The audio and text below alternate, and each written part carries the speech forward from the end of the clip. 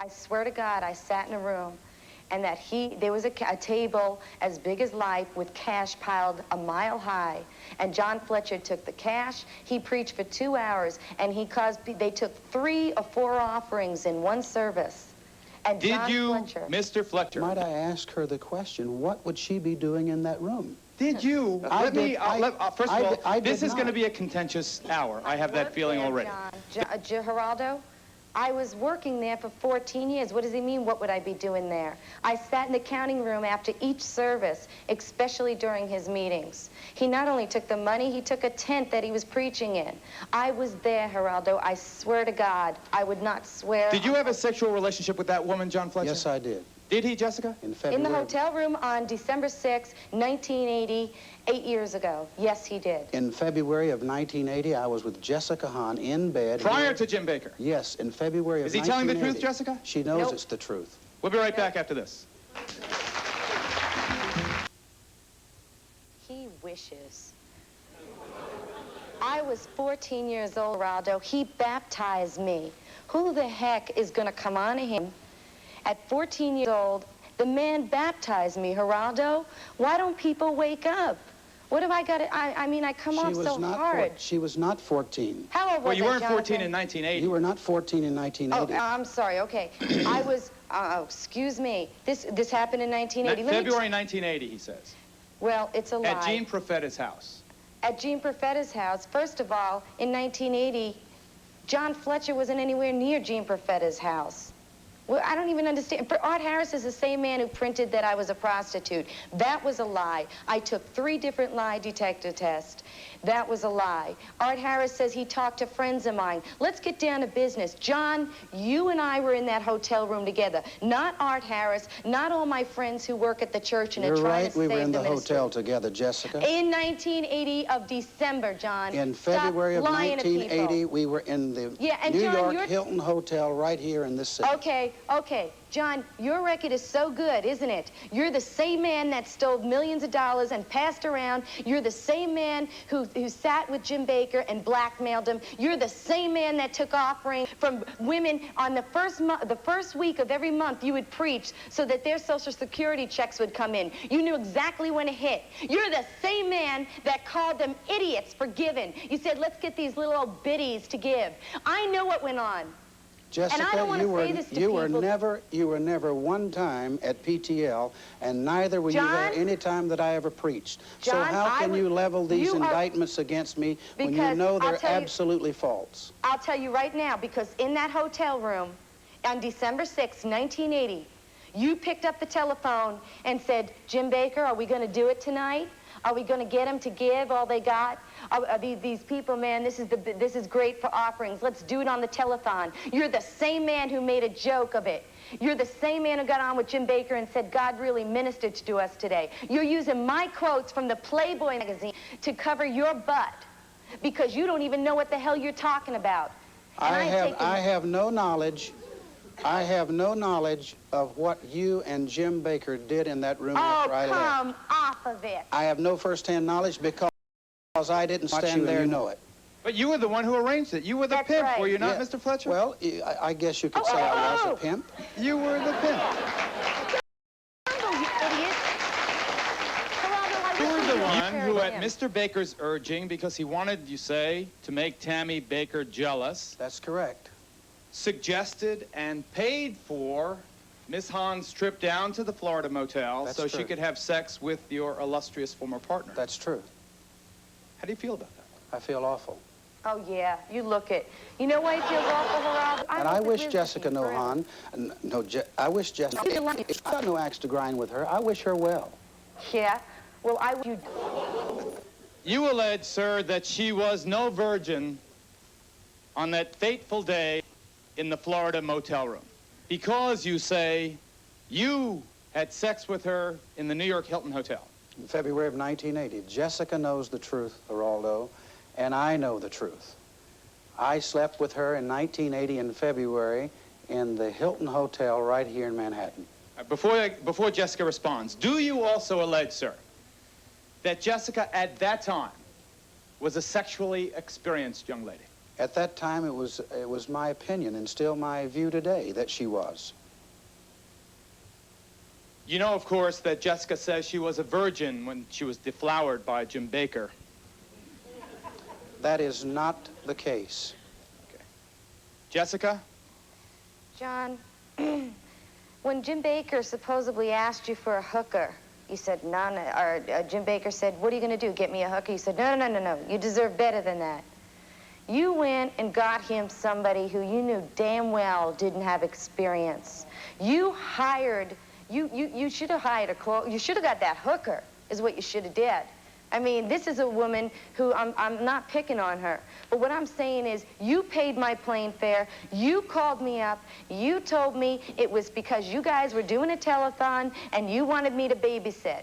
And that's what I did for you, John. I babysat for you previously. And you said, well, you'll get a chance to meet Jim Bakker. All you guys wanted to do was raise money, and you set Jim Bakker up. Jim Bakker went along with it. You wanted to meet Jim Bakker because you were like a gospel groupie. You had told me on a number of occasions that you would like to meet Jim Bakker. John, everybody in the world knew that. Jim Bakker was like what the Pope is to the Catholics to me at the time.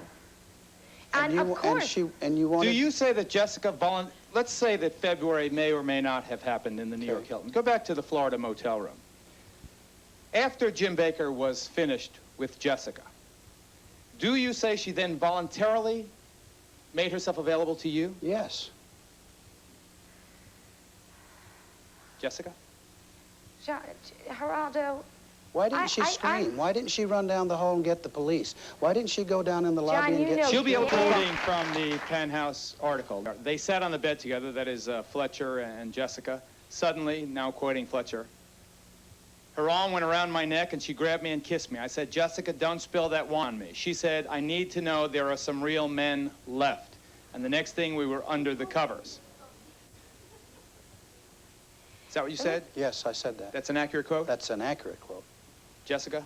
Geraldo, I wish to God he'd rot in hell. Let me tell you something. I am sick and tired of this. This is too much for me with this man. He is lying. My little brother is listening to this. I am fed up with this bull crap with John Fletcher. He wishes somebody did that. His problem is he has never had a normal sex life. He doesn't know what love is. He screws everything from animals to old women. He doesn't give a crap. Geraldo, I swear to God, I am telling you the truth. This man is on a promotional tour because he can no longer pass around the offering plate. He can no longer make a living from stealing people's money. Just like Jim Bakker, he is a thief. He is a professional liar. And I am fed up with it. I am tired. I had lost a family, and I don't give a crap about his family, because he didn't either. I lost a family. I spent Thanksgiving alone. I'll spend Christmas alone. Why? Because of them. This is the last interview I'll do with John Fletcher, because I don't give a crap about this man. I am so sick of fighting this. I'm fighting all these men. And I have a story. My story is true. I'll back it up 1,000,000%. And if I'm wrong, then let me be indicted. John Fletcher, you should have hung yourself. I wish you dead. You're a liar. Jessica, I did attempt to hang myself and woke up very disturbed because it didn't work, and I was on life support equipment. You're not the only one who has suffered. I've lost everything that is dear and that I treasured in life. John, and you know, Jessica, you and I and all these players in this saga are just as guilty one by the other. John, the only thing I can say, I wish you no harm, Jessica. Oh, go I'm not trying to be decadent. If you wish her no harm, sir, may I ask why the article? Why these graphic, explicit, torturously detailed stories of what you did, and she put her hand here, and she did this, and he did that, and you wish her no harm? No, I do not, Do you understand how we can be incredulous at that statement? I understand, and you have Do you the right understand how? I've tried to stay in the middle here, but do you understand how you might sit there and appear to me to be an extremely distasteful man? I have a right also, Geraldo, to change. You have no rights, John. I have a right to change. You have no rights. You have no This right. thing You has should cost be me in everything jail. that was precious and dear to me in my life. I'm sorry for it. And I'm not having an axe here to grind with anybody. There is something therapeutic about talking about pain and bad memories. And that's what I'm doing. If it does nothing else, no matter how self-serving it may seem, it gets that which is on the inside of me on the outside. Do you believe in God? Yes, I do.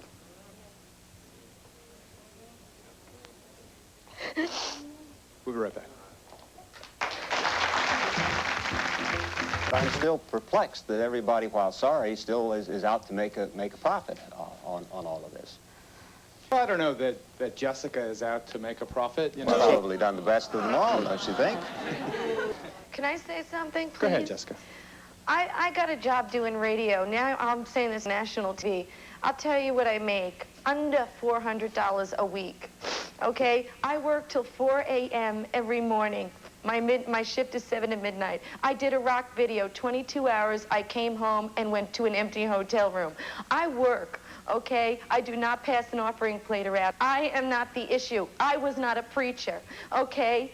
And that's the point. It should not matter if I did a porn movie or if I posed in Playboy, which I thank God for that I had Playboy. But what I'm saying is I work for a living, okay? If I turned a bad situation into something good, that's my prerogative. But John, you're sitting around and you raped me 8 years ago and you continue to do so. You know, it's 8 years later, only this time I'm fighting back and I'm not hiding it. And if you people out there want to believe him, then I feel sorry for you. I really do. There's something wrong here. You decide. I had a woman call me last night who needed help. Her girls were hurt by a minister. What's going on? Maybe God is using me to be vocal. Sure, I'm controversial. I don't care. I'm not in a popularity contest. But I'll be damned if I let John Fletcher win. I'll be damned because I'm going to rise above it. You're not going to rape me anymore, John, and neither is Jim Bakker. Jessica would like to go on with her life. Leave us alone. I'm doing the best I can. But I can pose for Playboy. I can make rock videos. I can leave me alone. Let me go on with my life. But I don't hear her. I mean, if she had recanted her deep. Earlier deep evangelical Christian commitment, I'd fine, you know. She discovered there was another way of doing it, but all right, Jessica, you have the floor after this break. Just everyone stay tight. John Fletcher thought that if he'd had something hanging over Jim Bakker, by setting me up with Jim Bakker, he then knew what was going on. He could blackmail Jim Bakker until Jesus comes back, and he knew that, and that's what he did. John Fletcher used to call up the press and say, there's a bomb threat. There's a bomb underneath the Nassau Coliseum. This is in New York where I worked. We had 16,000 people. He planted a story that a bomb was there so the press would come, so people would come, so more offerings would come. What? John Fletcher is a schemer. You all could sit up there and blame Jessica. I'm going to write a book. It's going to be Have You Blamed Me Lately? All of you sit up there and you blame me because it's so easy to blame the woman. I am not a preacher. Look at who's being indicted. Look what I wrote in Playboy. It's Art Harris. You wrote that I was a prostitute. That is the biggest lie. I could back it up. I investigated that. I hired an investigator. You're a liar. You're a poor journalist. John Fletcher, you're a liar. You should go to hell. But Art Harris, you've heard your professional reputation just impinged. What do you say? Well, first of all, I didn't read that byline. I didn't write that story that she was a prostitute, though I do believe it. Why do you believe she was a prostitute? Wait a second. Why? Why do you believe that? Well, she's the same story. You mean a woman who took money for sex? Well, the same. I mean, aside from these guys. The same story that Jessica is telling now, she told me over a year ago, which sparked me to write about and believe her, in fact, and then that brought a number of colleagues of hers out of the woodwork who told a completely different story. After I wrote that story, people who worked with her, who grew up with her, began calling me, former secretaries who worked with her, saying that Jessica seduced my husband, just told me after that she came back from Florida that she'd had a great time with Jim Bakker and John Wesley Fletcher. She wore the same red dress to work. Go ahead, Jessica. They're lying. These are people. The church has just been indicted in Massapequa, New York. What do you think they're going to say? You got all these men up there against me. I mean, what if the grand jury? Will John Wesley Fletcher be called to testify?